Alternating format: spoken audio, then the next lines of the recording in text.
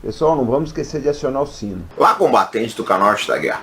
Nós vamos conversar um pouco sobre o Cazaquistão, sobre esses tumultos que estão acontecendo lá, supostamente aí porque o preço do gás aumentou, né? Mas para isso, a gente vai tentar descobrir se é guerra híbrida ou se não é. Mas para isso, primeiro eu preciso situar para vocês o Cazaquistão, colocar algumas peculiaridades do país, da história recente, depois a gente vai entrar, né, nos tumultos propriamente disso. Acompanhem conosco.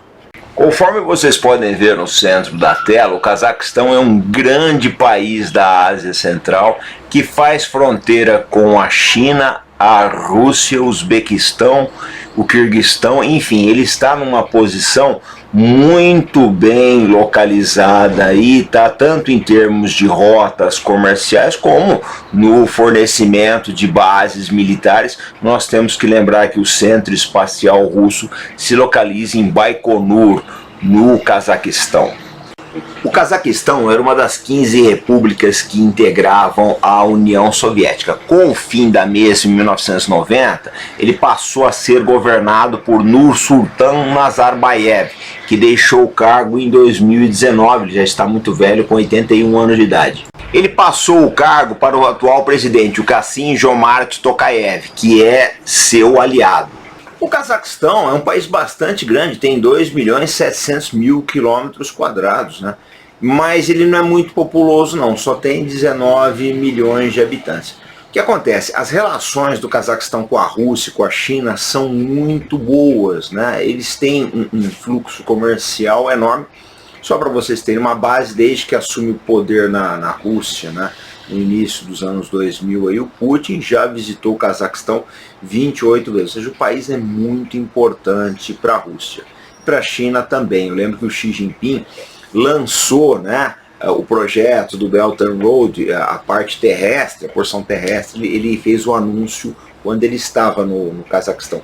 Dito tudo isso, nós vamos procurar agora, eu vou mostrar para vocês algumas das metodologias que nós usamos aqui no canal para ver se um país está sofrendo ou não com o ataque de guerra híbrida, ou seja, se esses projetos, esses protestos que acontecem no Cazaquistão, eles têm uma motivação externa. Vamos dar uma olhadinha aí para vocês verem como é que a gente dá uma trabalhada nessas coisas.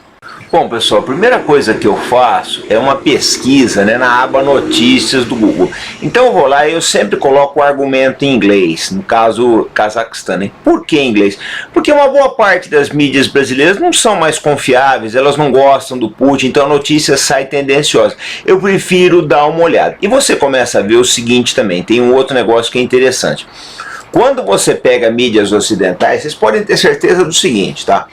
Que a posição de CNN, né, e essas mídias europeias aí sempre vai ser contra o governo. Uma mídia que eu gosto bastante é a Reuters. Ela procura mostrar a notícia, eu acho que é a menos ideologizada de todas elas, o que não quer dizer que não seja, né? Basta ver o que essas mídias europeias, principalmente a Deutsche Welle, BBC, falam do Bolsonaro aqui no Brasil. A gente vê muita mentira que circula nessas mídias aí, né? Assim como eles fazem mentira do presidente aqui, eles vão fazer de outros países, né, aqui dentro. Vão transmitir uma noção errada das coisas. Então eu sempre multiplico por -1 o que essas mídias falam. Mas é uma maneira de se informar. Você pega, olha e lê ao contrário aquilo que você está se informando. E vocês vão ver aqui. Cazaquistão-China Relations, para saber como é que é a relação entre os dois países. Vocês já vão traçando aí um perfil de como eles se relacionam. E vocês podem notar, pela maior parte das notícias, que o relacionamento é bom.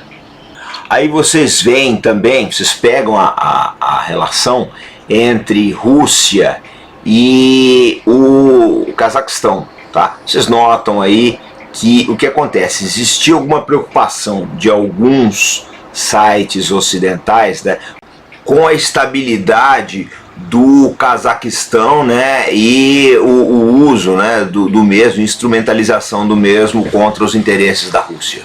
Pessoal, tem um prêmio Nobel chamado Gunnar Myrdal, que falou uma frase uma vez que é muito interessante. Esfomeado não faz revolução, esfomeado morre de fome. Normalmente quem faz a revolução, né, São pessoas com espírito agitador ou com interesse nessa agitação. Quando a gente começa a ver que a manifestação está ficando muito violenta, já é um sintoma de que pode haver interesses por trás. Por quê? Porque normalmente a massa por si só, ela não é violenta, não promove a violência gratuita, ela é levada a isso, porque as pessoas têm muito a perder, muita gente está ali só para protestar pelo preço, por curiosidade, etc. Aliás, essa situação aí do Cazaquistão lembra bem um caso que houve aqui no Brasil alguns anos atrás, que era aquele protesto contra Dilma Rousseff, o famoso não é pelos 20%. Depois todo mundo esqueceu isso aí, né? O que prova que essas manifestações elas foram orquestradas, né? Porque não era uma pauta, na verdade, que tinha uma raiz na sociedade. Se aproveitaram e criaram o factoide, ele cresceu, botaram muito dinheiro nisso, enfim, deixaram o governo numa situação bastante difícil. A máquina da guerra híbrida, da desestabilização, ela funciona assim. Então, se vocês começarem a notar, né, os manifestantes que um certo nível de organização ou de recurso, eu vou dar um exemplo que aconteceu nos protestos do Maidan na Ucrânia em 2013, né? Eles tinham os agitadores, né, os manifestantes tinham até retroescavadeiras, centro cirúrgico, etc. Eles têm que começar a se perguntar, quem é que está pagando por isso? Então uma coisa importante é a procura por ONGs nesses locais, né? Vamos dar uma olhada numa notícia que nós achamos aí no Cazaquistão. Bom, olha essa notícia aqui, é de fevereiro de 2021, portanto é de 5 de fevereiro, tem 11 meses, né? Autoridades do Cazaquistão anulam acusações contra ONGs depois de protesto. Então aqui eles colocam o seguinte, que o governo, né, retirou essas acusações como resultado da pressão doméstica e internacional. Bom, gente, tem 11 meses. Uma coisa que eu preciso deixar colocado para vocês, não quer dizer que essas ONGs estão envolvidas no processo, de maneira alguma. Mas provavelmente você tem. Se você achar ONGs ali, vocês podem ter certeza. Aí é tentativa de desestabilização, guerra híbrida, o nome que vocês quiserem dar. Mas tem uma coisa que é importante que vocês precisam saber.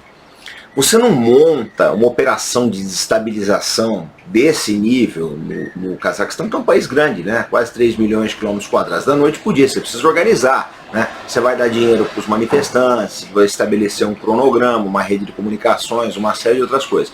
O governo, tanto o governo ele está ligado nisso, que eles fecharam a internet no país para evitar a comunicação com esses grupos. Não sei até que ponto que é eficaz, porque sempre tem outros métodos aí, mas é uma das maneiras, né, de você combater a guerra híbrida, a desestabilização, é através do fechamento da internet. Mas vamos continuar procurando mais indícios aí, né, para a gente ver se o caso do Cazaquistão é ou não aí guerra híbrida, desestabilização, etc. Então a gente vem aqui numa declaração da secretária de imprensa da Casa Branca, né, dos Estados Unidos, a Jen Psaki, né? Há algumas pessoas malucas na Rússia dizendo que os Estados Unidos está por trás desses tumultos do Cazaquistão. Vou usar essa oportunidade para dizer que é uma afirmação absolutamente falsa, né? E é parte do portfólio de acusações padrão da Rússia. Foi mais ou menos isso que ela quis dizer. Aí vocês têm uma declaração italiana da contraparte, né, da Psaki aí, que é o Dmitry Peskov, né, que é o porta-voz da Rússia, né, que ele está falando italiano, até em italiano nesse Twitter, mas é importante que ninguém interfira na situação em curso. O Peskov está colocando. Olha, pessoal, tem uma frase que eu gosto muito de usar quando eu falo em guerra híbrida. Uma vez um escritor escreveu para cá, comandante, o senhor fala que houve guerra híbrida contra a Dilma a partir de 2013, né? O senhor tem algum indício? Eu falo, meu filho, ninguém dá nota fiscal de guerra híbrida. O cara não te apresenta uma nota. Eu contratei tantos manifestantes. Ele não vai fazer. Ninguém deixa rastro. Os manifestantes são pagos em dinheiro, em Bitcoin, quer que seja. São os caras mascarados que depois somem. Você vê aquele pessoal que de 2013, você não ouve falar mais de ninguém. E alguns grupos até acabaram mudando de lado depois. Então o que acontece? Não fica prova disso, né? Você vai ver acusações mútuas, acusações de parte a parte. A melhor maneira de você entender o que está acontecendo numa guerra híbrida, numa tentativa de desestabilização, é olhar para os interesses. O Cazaquistão é importantíssimo para a Rússia e China, eu já falei aqui para vocês, né? A Rússia está fazendo uma pressão enorme sobre os Estados Unidos na Ucrânia. Nada mais natural que o pessoal contra-ataque em algum lugar. Pode ter acontecido isso, mas nós vamos ficar no campo da ilação. Não tem como provar, nunca vai ter como provar. Olha, gente, sobre guerra híbrida, você pode trabalhar nos dois espectros. Ela atende tanto o cara do chapéu de alumínio, que é o que mais tem as teorias da conspiração, quanto o acadêmico que se dedica a isso, que estuda, que faz trabalhos geopolíticos sérios, porque na verdade é um terreno muito nebuloso, não ficam quase indícios, tudo é muito bem feito, é feito por profissionais de maneira a não deixar rastros. E outra coisa também, é muito simples você tirar uma testemunha da jogada. É muito simples, alguém tá para abrir o bico, você vai lá e elimina o camarada. As coisas funcionam dessa forma, esse é o mundo real. É o mundo real. Eu condeno sempre aquele pessoal que quer ver o mundo, né, a partir do maniqueísmo, do certo ou de errado, de intervenções divinas, etc. Não é assim que as coisas funcionam. A única coisa que conta é o jogo de interesse. O fato é esse. Rússia e Estados Unidos têm interesse no Cazaquistão e na Ucrânia, e os dois lados vão jogar sujo, né, tanto quanto for necessário. Não existe nenhuma moralidade, nenhuma ética disso. Essa coisa que eu vejo muita gente tentando procurar por mocinhos e bandidos dessa história toda, eu acho isso uma sandice, uma infantilidade enorme. Nós não vamos chegar em lugar nenhum. Então, qual é a conclusão que a gente chega, né, com relação ao caso do Cazaquistão? Pode estar havendo guerra? Eu diria que a possibilidade aí é muito grande. Nós vamos conseguir prova? Não, não vamos. Pode ser o contrário também, a Rússia estar estimulando esses protestos aí, né, porque eles perceberam alguma mudança, que o pessoal ia mudar de lado. Eu acho pouco provável. Eu acho mais provável que isso daí tenha a mão do Ocidente. A Rússia não estaria interessada em montar uma segunda frente agora, quando eles estão fazendo uma pressão enorme sobre a Ucrânia. Vamos acompanhar os acontecimentos, porque também tem uma coisa que é importante, gente. Duas coisas que eu já observei na guerra híbrida. Primeiro, que ela só funciona se o governo não tiver, né, o governo tiver pudores, né, de pesar a mão. Se o governo decidir, ou aceitar ajuda externa, que foi o que aconteceu no Bahrein, alguns anos atrás, na Primavera Árabe. A Arábia Saudita decidiu intervir, mandou tropas para lá e o levante acabou, né? Então, se o governo decidir pesar a mão no Afeganistão, no Cazaquistão, ou pedir apoio para a Rússia ou para a China, ele esmaga isso. Essa é uma coisa. A segunda coisa, gente, é mais complicada ainda. A guerra híbrida, ela sempre volta ao ponto de partida. Sempre. Ela nunca é vitoriosa, nunca. Ela pode ser vitoriosa por um tempo. Você muda uma situação a seu favor por um tempo, mas ela vai voltar ao ponto de partida mais cedo ou mais tarde. Por quê? Porque ela trabalha em cima de uma situação artificial. Vou dar um exemplo para vocês. Em 1953, no Irã, as companhias de petróleo britânicas aliadas à CIA derrubaram o primeiro-ministro Mossadegh. Ele foi derrubado em 53 em favor do Shah, Mohammad Reza Pahlavi. Passados 26 anos teve uma outra revolução, dessa vez com o Khomeini, e já faz 43 anos que eles estão no poder. Ou seja, não adiantou nada a guerra híbrida, a estabilização que eles fizeram aí contra o Mossadegh. As coisas acabaram voltando ao ponto de origem. Isso é uma coisa que vocês têm que refletir, tá? É batata isso. Pode ver. A gente viu uma série de revoluções coloridas aí, em diversos países. Aconteceu na América do Sul, vários países, né? Você vê várias lideranças sendo derrubadas e acabaram voltando ao poder mais cedo ou mais tarde. Enfim, a verdade é que a humanidade, ela tem um curso natural, ela tem certas buscas, e essas buscas não vão mudar. Você pode fazer o que você quiser, você vai retardar isso, mas você não vai conseguir acabar com elas. Eu acho que é inevitável que o Cazaquistão acabe sim se integrando aos países da Ásia Central, com o qual ele tem proximidade geográfica, ele tem uma similaridade étnica, linguística, etc. Eu acho que isso é inevitável. Bom, gente, eu vou deixar para vocês uma série de livros sobre o Vladimir Putin, tá? É fundamental vocês conhecerem a história dele, porque se funde praticamente com a Rússia moderna. Esses livros tem na lista de desejos da Amazon, e todas as vezes que vocês compram livros e outros itens pela nossa lista de desejos, vocês estão ajudando o canal Arte da Guerra.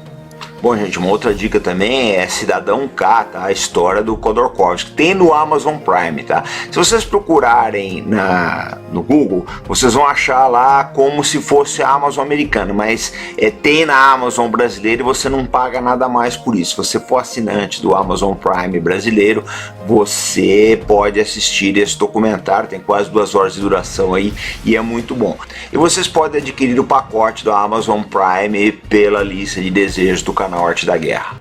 Bom, pessoal, esse foi um dos nossos vídeos de hoje.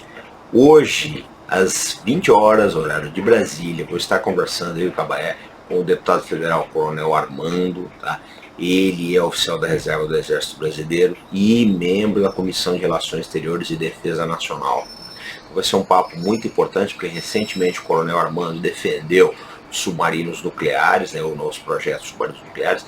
Ele é uma pessoa muito engajada com as causas da defesa, então teve assim muita atenção em nos receber, foi muito gentil, tá, em aceitar o nosso convite. Vai ser muito importante ouvi-lo. Eu quero que vocês compareçam a nossa live às 20 horas, tragam as perguntas de vocês, porque é importante que nós agreguemos o pessoal do Congresso, principalmente a turma da CREDEM, a Comissão de Relações Exteriores e Defesa Nacional. Então, eu aguardo vocês na live das 20 horas, tá? Sempre com responsabilidade, compromisso. Fé no Brasil, pessoal. Até mais.